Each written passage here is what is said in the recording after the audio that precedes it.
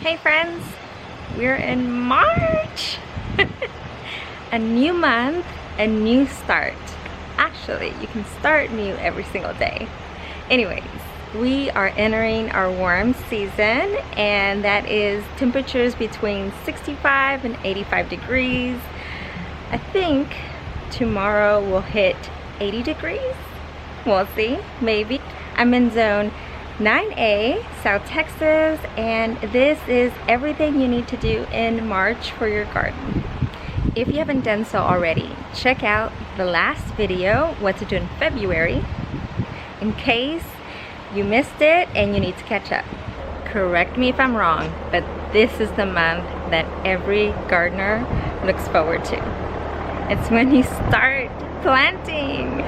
Our average last frost date here is approaching March 9th, so we might just be ending all of this crazy cold season. Do you know what else happens this month? We're here in the US, or in Texas. We have daylight savings. So Sunday, March 14th, daylight savings starts, and we finally get plenty of daylight. Before we get started, I just wanted to give you a quick glimpse as what to expect this month from me. I'm going to update you on my current worm farming experience. If you don't know about it, I'll link it here. I'm going to be doing videos on all my indoor seeds, my outdoor seeds. I'll be sowing in my window baskets here. And I'm going to be doing a tour on the orchard back there. Now, let's get started with March. We're gonna discuss 3 categories.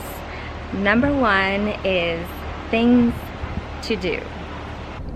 Number 1 most important thing to do this month and early is to clean. Very simple. Cleaning would be cleaning your raised beds, cleaning your patio, cleaning your garden, but mainly pull your weeds. I have so many already, and you don't really want them to mature and spread more seeds. I'm already gathering a pile here, but you see they're everywhere. So this is part of maintenance.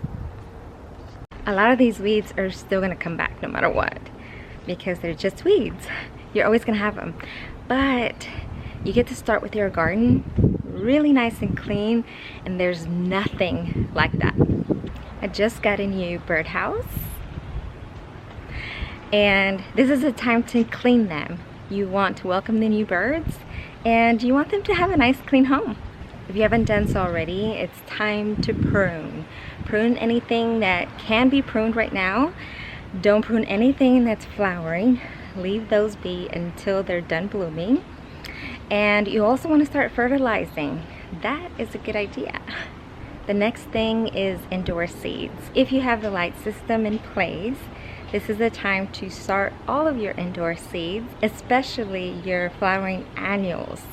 It's a good time to get them started, get them germinated, and transferred over into your garden by the end of March. If you have indoor seeds, this is the time to come bring them out and get them hardened off. You absolutely want to take your seedlings outside so they can get some wind, some natural sunlight. Right now it's cloudy, so it's actually perfect for them to begin their stages of coming outside. If you have a flower bed, some fruit trees, it is time to lay a thick layer of mulch. Right now my mulch layer is only about 1 inch, so it's fairly light. We need to have at least 6 inches of mulch at the start of the year. For the amount of trees that I have, hold on, this wind, it's always on this side, always. For the amount of trees that I have, I can sometimes lay 2 to 3 yards of mulch. So if you are going to do that, or if you have as much as I have, dedicate 1 full day to apply your mulch. It is extensive labor. Be prepared to build some strength because it's a lot of work. And last thing to do, and this is part of February, so in case you didn't do it then and you are considering it, This is the time to plan your drip irrigation. Install it, have your beds ready because it's almost time to plant. And you don't want to do what I did. I did it after my plants were established, and it was really complicated. It was hard to get through each one of the beds. They were full, and I had to maneuver the tubing throughout all the established plants. So you don't want to do extra work. Category number 2, things to purchase. If you've been following me since January, you know I like to break out my large expenses month to month. So this is the time to buy expensive containers that you are going to use to decorate your garden. Who doesn't like really beautiful decorative containers? I do have the fabric containers for my vegetable garden, but there are some areas where I want some really nice containers. So this is the time to do it. I've already laid out my raised bed plan, sorta. Try not to do it too much, but I do need some trellises. So trellises is another thing to buy if you're not going to do it yourself. I'm probably going to be purchasing some cattle panel and build some trellises in the back here because I want to trellis my peas that I didn't do last year and possibly beans. So I think my plan is to probably have some wood stakes here and attach the panel in the very back so only the end of it can trellis up high and it be part of the fence. Have you noticed something different? I added my arches. I just posted a video on that. I will link it here as well. And I'm going to take a look at them to see if you're interested in them. I love them so far, but I haven't used them yet. So I'm excited to try them. I have 2, so I'll probably be trellising cherry tomatoes, cucumbers, and beans.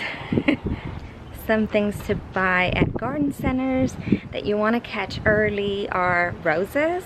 Are you planning on planting any roses? I'm not sure yet, but I might consider it. Milkweed, if you're planning on a butterfly garden. Some milkweed because that sells out pretty fast. Also some bare root fruits like raspberries, blueberries, asparagus, strawberries. You're getting close to not finding strawberries, so go get them quick. And the last thing is bulbs. And finally, category number 3, what to do in the garden. If you didn't get a chance to do so in fall, now is the time to plant some garlic. Now the bulbs might be a little bit smaller because if you plant them in the fall, you'll just get much larger bulbs. But either way, you can still plant them. And I'll show you a peek of mine. They're doing so good. Even with the snow, they're doing great. Next thing is potatoes. Get your potatoes.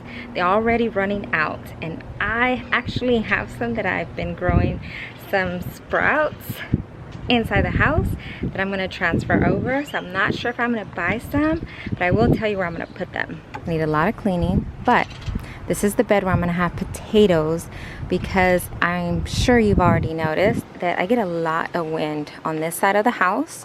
So I need things that are short, and this bed gets a lot of sun in the summer, and I think it's perfect for potatoes.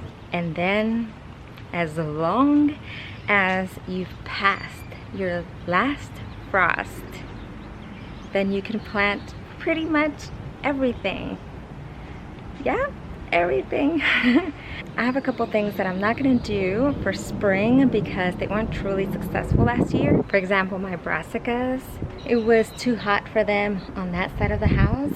They get the most sun over there, so I'm probably going to try a couple over here where it's much cooler because we have the fence and we only get morning and afternoon sun, no drenching hot heat here. Some seeds you can already start sowing are any of your roots. So carrots, kohlrabi, things like that. They like the cool weather and they can germinate. Others are celery, collards, lettuce, eggplant, herbs, cucumbers, onions, peas, radishes, beets. I will have a list of all of them, the link below on my blog.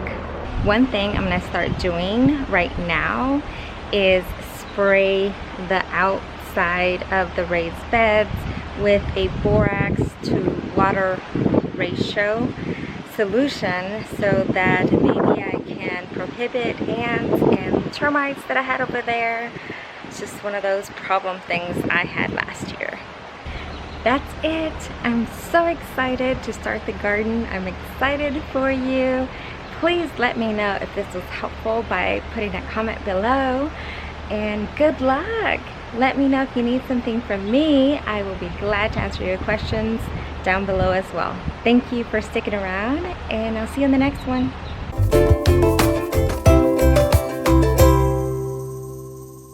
To where for those of you that are gonna stick around to the end, you know what's about to happen. Get up and dance with me.